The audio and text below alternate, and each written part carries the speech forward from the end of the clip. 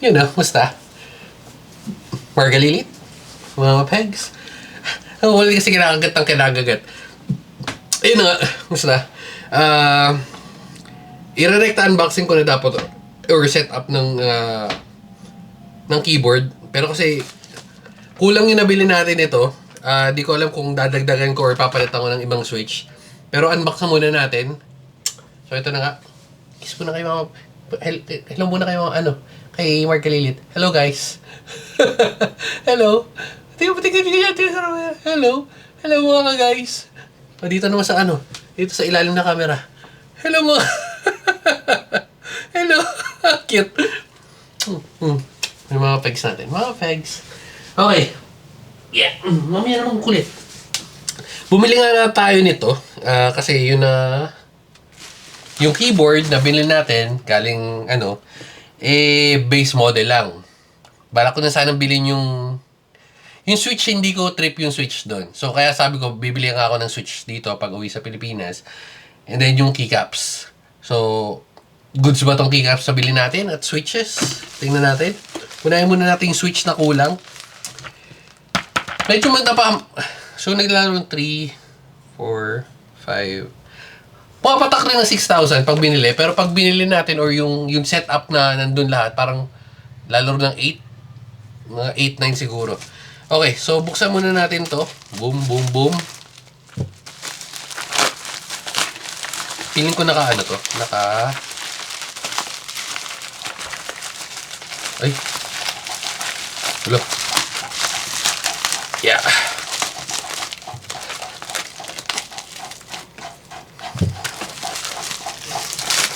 Magkakamot pa dito. Mas Peggy. Okay. Sinama lang nila. Okay. So, ito yung nabilin. Putak timing.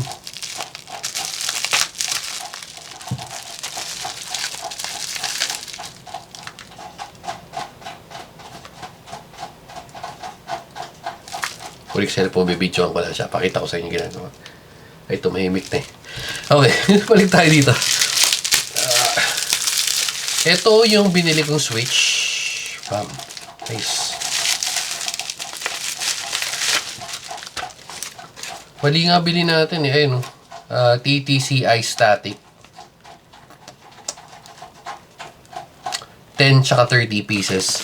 Alam ko kasi dalawang 30 pieces yung kinarga ko. Baka nagkamali ako kasi switch ko yung isa sa 10. Kasi nga 30, 30, 60. Pero kasi yung model natin na yung layout na nabili natin or setup na bubuuin natin is 70. So, baka feeling ko dahil doon. Anyway. So, ito yung isa. And at least malalaman ko kung okay ba tong bala kong bilhin ng switch. Pero kinumpare ko na yung mga Okay, so ito lang yan. Boom. Testing muna natin kung saan maganda. Uy. Again, model or brand is TTC. Ayun, may nakalagay TTC. Ay, maganda. Silent shade pala to. Ang laglag. Tumakbo. Silent. Parang gusto ko nang buuin. Hindi, sige. Hintayin natin yung... Tingnan muna natin. Actually, tatry ko sa isasalpa ko lang doon kung goods. Pero silent to. Okay. So much for that. And then, ito yung remaining 30. Magiging issue ko lang pagka may bent pins. Sige. Okay. And then, ito na yung isa. Ito yung pangmalupitan nating keycaps. You know, one-thing commercial lang, nag-overheat. Tagal kasi natin ginagamit kanina. Anyway, so ito na nga. Wait, tatapon nun dapat yun. So, hindi ko pa nakikita kasi ginanong ko lang. So, sabay-sabay natin makita.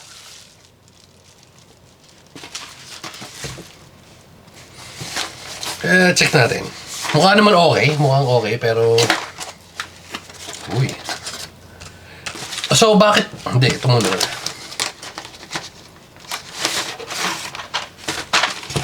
Okay.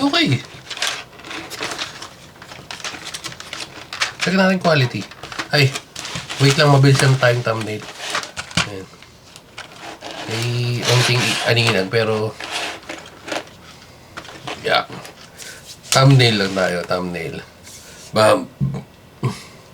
Okay, so going back. Okay ah. Okay to pag nabuksan natin. Wala.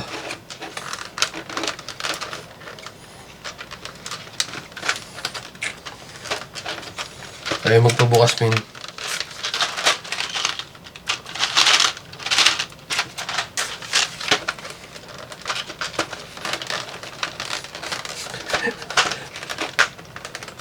Yan. Okay. Game testing. Nice. And for 2026, first time ko ulit magbubuo ng ganito. Yan o. Maganda. Kasi, solid. Maganda to. Ayun o. So, bakit ito ang pinili natin at itong switch na to? Well, obviously, yung keyboard natin is transparent orange. Nag-off na lang yung ilaw ni mga pegs. So, orange, feeling ko sa swabe, babagay. So, transparent. So, at least yung ilaw niya, diba? Solid yung ilaw. Magandang quality. Spacebar. Tsaka malinis yung cutouts. Yeah, ito lang. Usually, ito may extra to. Ayun o. Ito. Kita nyo? Ganda oh. No? Ito, dapat may mga... Ito, may onting putol-putol. Pero, again, sa pagkakagawa niyan. Pero, other than that, malinis oh. Maganda. Tapos, meron siyempreng... Doon tayo sa isa. Kasi baka pag ibubuhay na natin isang keyboard or yung keyboard hindi na natin ito ma-showcase. So, open na natin yan. 140 keys to. Dyan, lalagay ko naman yung link. Ito, solid din, no?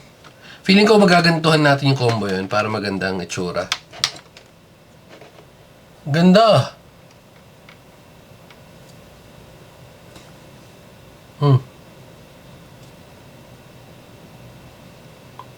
Pwede. Sige. Antayin na natin yung kadugtong nito para mabuo na natin. Ganda niya, no? Parang ganyan lang kakalabasan niya, no? Medyo na-imagine ko na yung itsura niya. So, goods to. Again, kasi pag binili natin, meron kasing... di ko matandaan kung nasama ko sa video yun. Pero alam ko, parang yung total nun, parang 38,000 yen. Kasi 10,000 yung keycaps, 10,000 yung keycaps, and then 8,000 yung board. And then yung switches, parang, hindi ko matandaan yung eksakto kasi per switch di ba? So parang more or less umabot ng 38 something yun. And again, feeling ko medyo mas mahal pag doon natin binili. Pero ayan, okay naman to, ayun, okay naman no. Goods naman tong, tingnan natin pag nabuo kung goods pa rin. Pero maganda kasi itsura rin nun, lele switches, parang ganun yung Lele Lab yata yung title nung nun. Or yung vendor or manufacturer. Ayaw lang. Wait lang, ayaw pumasok. Ayan. So dahil dyan, siguro dito na muna natin tatapusin. Antayin na natin isang switch. If mga bubuin na natin to. Okay? So dito na muna natin tatapusin. Ganda, so dito. Good. Feeling ko good deal to. At saka magiging maganda yung pagbubuo natin sa keyboard natin. At dahil dyan, babay na muna guys. Babu.